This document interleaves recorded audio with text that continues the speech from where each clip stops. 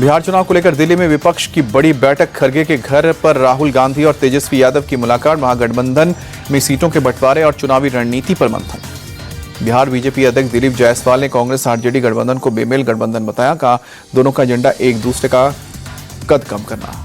RJD Congress की बैठक पर जेडीयू के नीरज कुमार बोले, कभी स्वतंत्रता सेनानियों की विरासत रही पार्टी आज लालू तेजस्वी के घर पर नतमस्तक।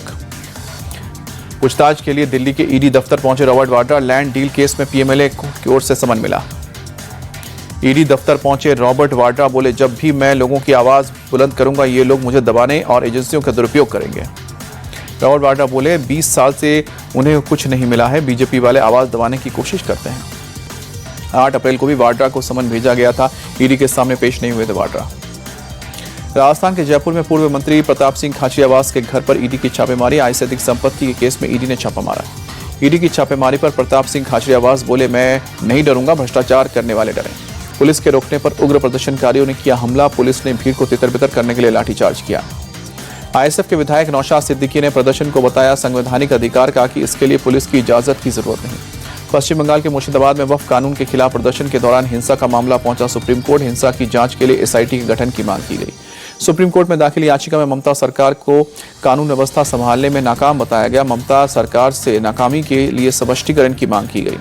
पश्चिम बंगाल में हिंसा भड़काने के बाद सीएम ममता बनर्जी की लोगों से अपील, कानून हाथ में ना ले, लोकतांत्रिक तरीके से करें आंदोलन। बंगाल में वक्फ कानून लागू करने को लेकर सीएम ममता के बयान को बीजेपी के सांसद सुधांशु त्रिवेदी ने चिंता का विषय बताया। कहा कि राज्य सरकारें वक्फ कानून लागू करने से इनकार नहीं कर सकती। मुर्शिदाबाद जिले में धुलियान कस्बे में केंद्रीय बलों की तैनाती की गई। 11 अप्रैल को वक्फ संशोधन अधिनियम के खिलाफ भड़की थी हिंसा।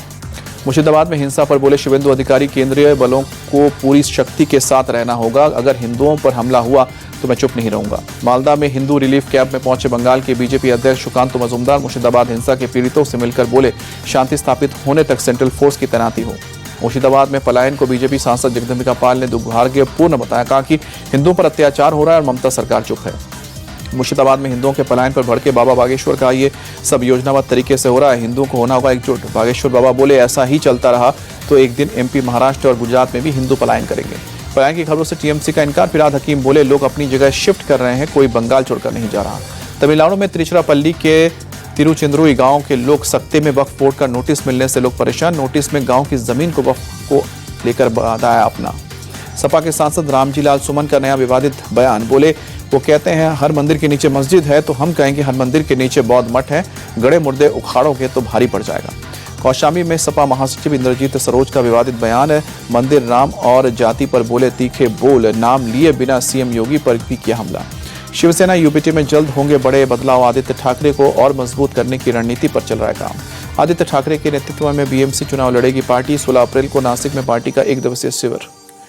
पंजाब में विधानसभा में नेता विपक्ष प्रताप सिंह बाजवा ने पंजाब हरियाणा हाईकोर्ट में दी याचिका में खुद पर दर्ज की गई एफआईआर को रद्द करने की मांग। मामले को राजनीति से प्रेरित बताया। बाजवा पर एफआईआर के मामले में पंजाब कांग्रेस अध्यक्ष अमरिंदर सिंह राजा वेडिंग का आरोप। बोले, बदले की भावना से सीएम मान ने दर्ज करवाया केस। 19 अप्रैल को उधमपुर श्रीनगर बारामूला रेल लिंक के अंतिम खंड का उद्घाटन करेंगे पीएम मोदी। इसी रेलखंड पर बना है विश्व का सबसे ऊंचा रेलवे आर्च। जम्मू कश्मीर के पुंछ में लसाना गांव में सुरक्षा बलों ने चलाया गहन तलाशी अभियान। आतंकवादियों के साथ मुठभेड़ के बाद कार्रवाई। लोक बंधु अस्पताल में लगी आग की घटना पर यूपी के डिप्टी सीएम ब्रजेश पाठक बोले, सरकार ने घटना को गंभीरता से लिया है। घटना की जांच के लिए उच्च स्तरीय समिति का गठन हुआ है।